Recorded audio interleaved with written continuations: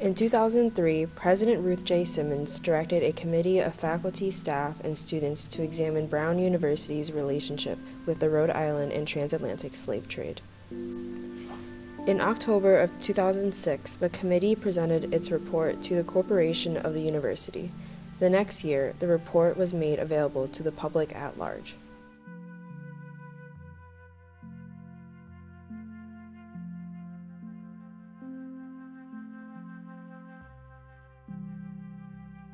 All of the 13 original colonies were involved in the slave trade at one level or another, but in the sort of 18th century, Rhode Island became especially involved. Brown University's past is intricately linked with slavery and the slave trade. Rum produced in Newport and Providence was exchanged for enslaved Africans who were sent to Cuba to produce the sugar needed to produce rum back in Rhode Island. This made the state one of the key corners of the triangle trade. The hub is really Newport for the slave trade itself prior to 1800.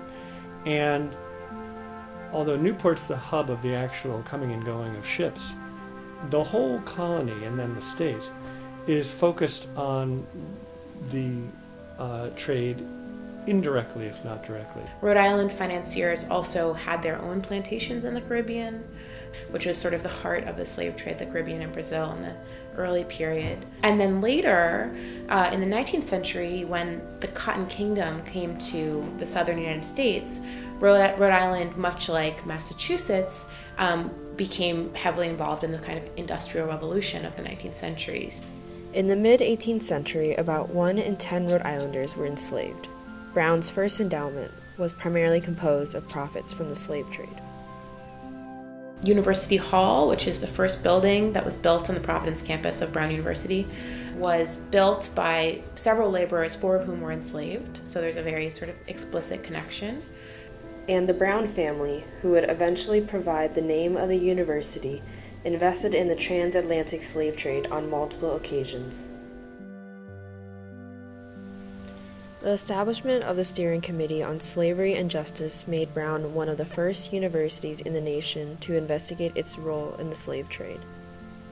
This prompted reactions from the nation at large, not all of them positive. Many alumni expressed support, but some reacted negatively to the perception that the report advocated for reparations. The report recommended that the university take steps to address Brown's participation in the slave trade, including memorializing this history and providing further study of modern and historical slavery. The memorial, Brown says, recognizes the university's connection to the transatlantic slave trade and the work of Africans and African Americans, enslaved and free, who helped build our university, Rhode Island, and the nation. Brown was involved in a larger project, racial in nature, to advance white people over black people in the 18th century and the 19th century. Then, what were ways that Brown could reverse that path by being a little bit more community conscious, to say the least, than it had been back then? Brown gets very much more involved in the local school communities. Is that only racial? Of course not. But the point is that we had a negative impact on the local community, Brown did, because of the slave trade, because of slavery, because of the treatment of African Americans back in the colonial period and the early republic. So now a kind of restorative justice says, what can Brown do to have a positive effect, a clear positive effect? The Center for the Study of Slavery and Justice is a scholarly research center with a public educational mission designed to foster deeper understandings about the issues of justice, human rights, and freedom today. The report also recommended regular programs on the subject of slavery, including widespread circulation of the report and integrating it into freshman orientation. That is, what are we doing now, Brown University, that could cross certain moral lines?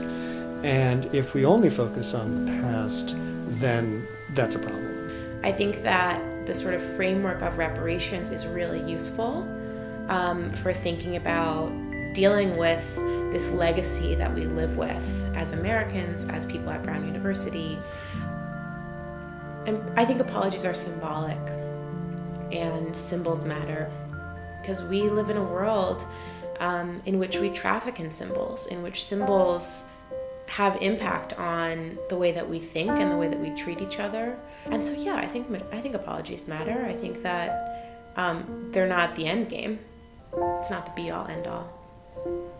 As universities around the country confront their history of slavery, Brown must continue to recall its past and further study the benefits we continue to reap in the modern day. The report on slavery and justice must be seen as the beginning and not the end of a long and complicated project.